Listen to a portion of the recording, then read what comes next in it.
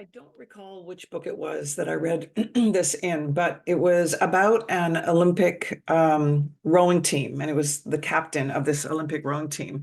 And what got him to the gold in his mind was this running mantra that he used in his head leading up to the actual event itself to keep him motivated and on track and in training mode.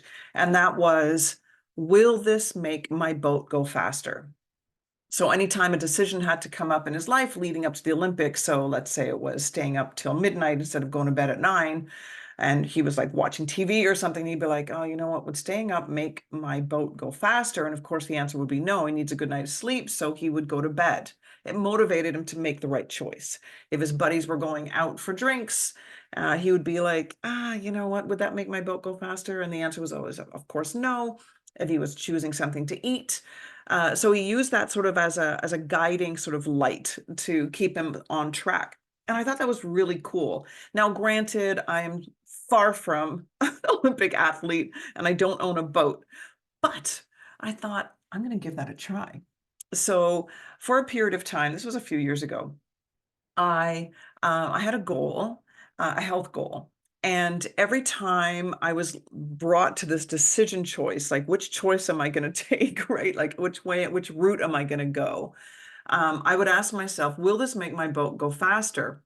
And what was cool about it, and the reason why it worked for me, and it did, was because like 8 out of 10, maybe 9 out of 10, right? Not isn't perfection. None of this stuff will ever be perfection, you guys, right? But it certainly worked to the capacity that I wanted it to work in.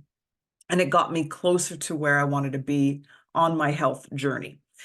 And the reason was twofold. One, it was that as a 57-year-old woman on this planet, in this society, there is a running, whether it's subconscious or conscious, it's a bit of both, about, oh, should you eat that?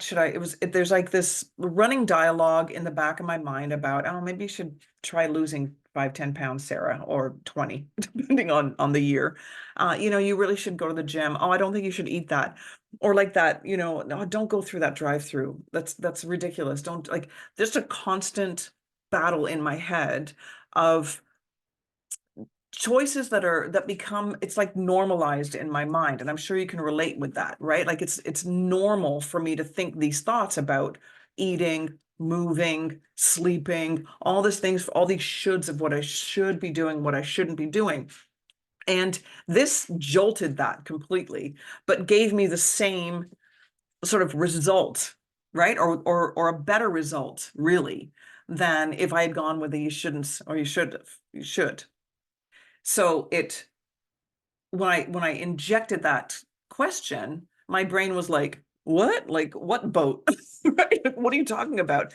So it kind of jolted me a little bit. It took me off my normal pathways, my neural pathways about health, which were you should and shouldn't, and took me into this new space of, oh, right. So the twofold thing was abruptly taking me out of my usual spin and normal talk about this, anytime I had a health goal. And then secondly, because of the jolt, I was brought into consciousness, and I like I was frontal cortexing this shit. And I was like, yeah, right, the boat.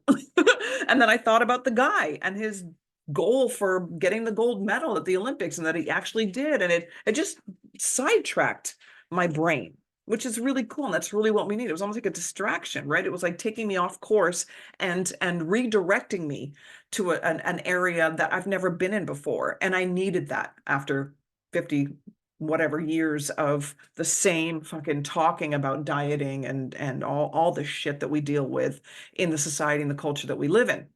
So yes, 8, maybe 9 times out of 10, it worked. And I think that's an important point too, because knowing that it wasn't going to be like, because it was sort of like experimental, right? It was exploration. It was interesting, and it made me a little more curious, and it made me sort of be more aware of my thoughts, that it took me out of this sort of, I need to do this right. I need this all or nothing. This has to be perfect. If I'm not all in, I'm going to fuck it up. And if I screw it up once, then forget about it. I'm going to keep screwing it up. So do I want that donut? Will that donut make my boat go faster? As opposed to, oh, you probably shouldn't have the donut, and instead it was like, will that donut make my boat go faster? Which jolted me out of the stupid diet, crappy bullshit dogma, and brought me into this new sort of curious, interesting, oh my God, right, the boat kind of thing. It took my brain on another journey. And even if I did, I was like, you know what? Yeah, the donut would make my boat go faster, actually, because today I'm having a really shitty day. And that donut would really lift my spirits. And there's nothing wrong with that, Sarah. There's nothing wrong with comfort food. Absolutely nothing. So it helped with that, breaking that all or nothing thing, as opposed to thinking to myself, I'm going to have the donut and then I'm going to shame myself for having the donut. And then that's going to make me feel even shittier. So I'm going to have a donut the next day too. And then I'm off the wagon completely and I might as well just throw in the towel. So that's that all or nothing thing. Took me away from that too. And it let me live in my C+ satisfying life that I'm striving for. And I think deep down we all want. We just want to feel comfortable and satisfied with our life. And from that space of comfort and satisfaction, I'm actually going to be calmer and I'm going to make more controlled decisions.